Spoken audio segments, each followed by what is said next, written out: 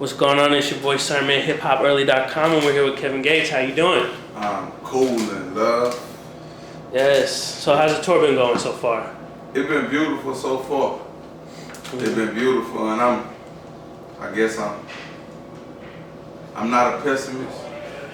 I'm not a pessimist at all, but I like to knock down one show at a time, and I keep it in my mind like that. I don't like to get ahead of myself, because when you get ahead of yourself, you leave room for error. Right. So if I make sure every day goes perfect, then we're gonna stay on the right track, It's a good mindset to have. So you obtained your master's degree in psychology while you were in prison. So has that influenced your music? I don't believe that me being great in psychology influences my music at all, but it has helped me in the music business. It has helped me, I guess, about discerning the different individuals that I meet and, on how to just dealing with artists also. Dealing with so many different egos and things of that nature. So psychology has played a major part in my success. I guess I'll say that. But it's in my music, no, because I guess when I'm doing music, that's me performing a psychoanalysis of myself. So I'm not looking outwardly at the things around me. I'm looking at myself most of the time. Most of my music is me being reflective. Right. I guess. Yeah. So to say. So your debut album, Isla, it's out now. It's named after your daughter. So have you played the album for her yet? She was with me most of the time that I was making most of the music. She's a part of my life, so my children are with me most of the time. I don't believe in sheltering children. I don't believe in keeping things from them. I believe in allowing them to see everything, all parts of it, because either you learn fast or you die young. A wise man told me that, and I believe it to be true.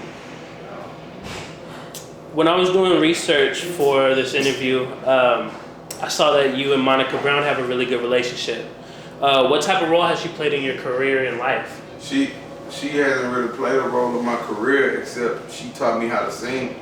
Now in my life, she's like always been the mother that I never had. Like her children call me their older brother. My children call her grandma and mama, and they call her mama just like me. So like I say, I love that lady with all my heart. Did you know her before you were making music, or? My family, she's always known my family, so to say, and I'm not talking about my blood relatives, but my street family. She's always known them and always been a part of it. But when we met, it's like we already knew so much about each other, so it was like instant connection, instant chemistry.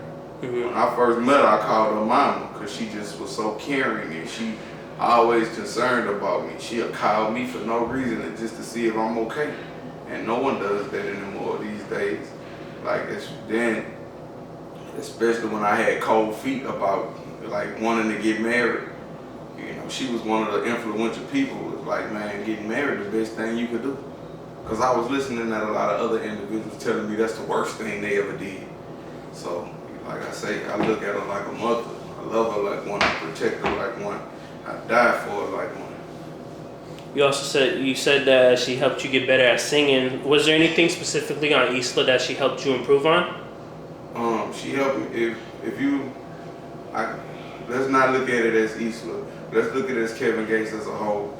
You go back to my first project, I wasn't singing as well as I sing now. It has evolved.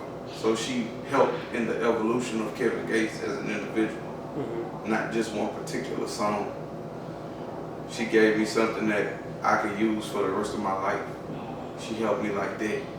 So I don't dissect it and look at one project or one facet of an individual. I look at the whole without dissecting it. I appreciate the small, but I enjoy the whole of anything.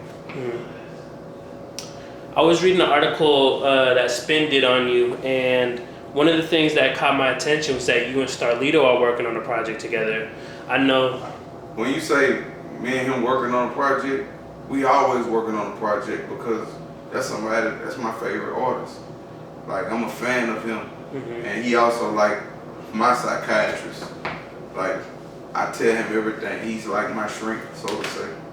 We talk about everything, and he give me, I guess, mean, he give me good insight, good positive reinforcement with anything that I'm doing in life. So we always working on a project. So there's nothing specific right now then? It's just We always working. We always working. Like every time I see him, like if we not in the studio or we not getting loaded, we in the studio. There's only two things we do: is be in the studio, get loaded, or be in the studio, getting loaded. That's it. Right.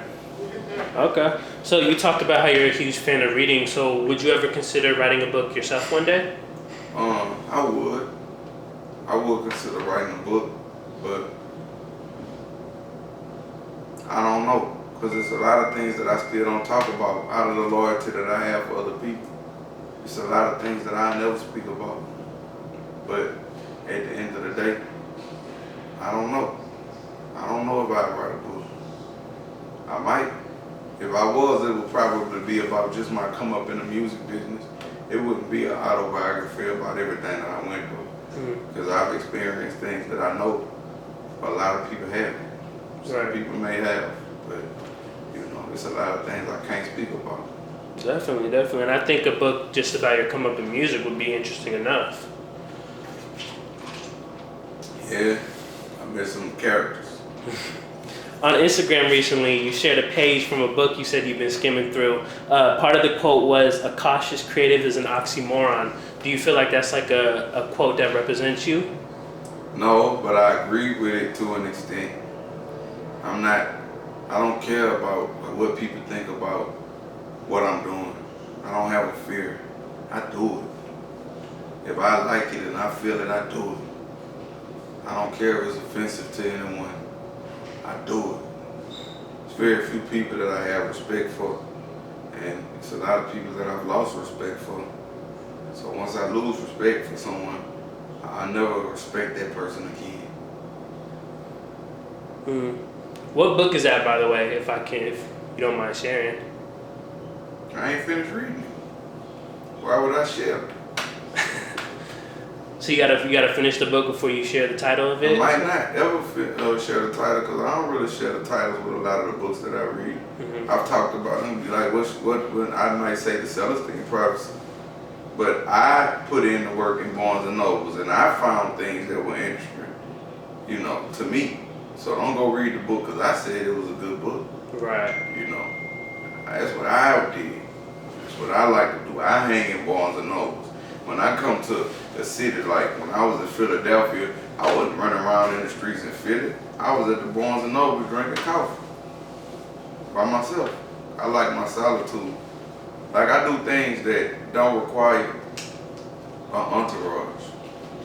You can't go in the Barnes and Nobles with 5 people with you and you can't go in Barnes and Nobles with your entourage and y'all just be in there kicking it, You can't do that.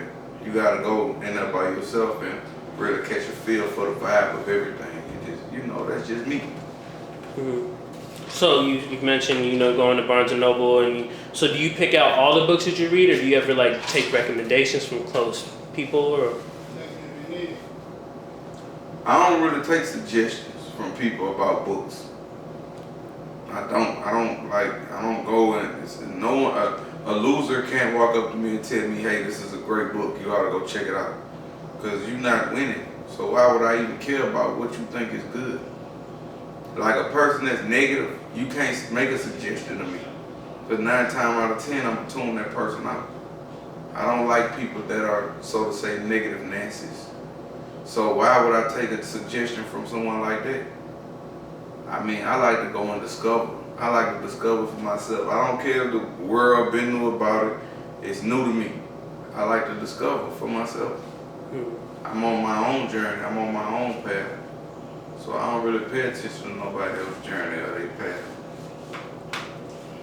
OG Boobie Black has been a mentor to you, correct? Yeah. I look up to this guy. That's my friend. What have you learned from him, just being around him? I learned everything from him. I learned a lot. And it's a lot that I can't speak on, but it's a lot that I can and choose not to.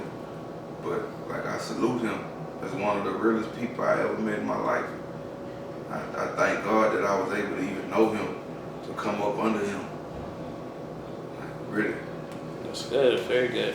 My last question. It's only mid-February, and you've already accomplished a lot musically in 2016. So, what are some of your goals moving forward for the rest of the year? I don't have any goals.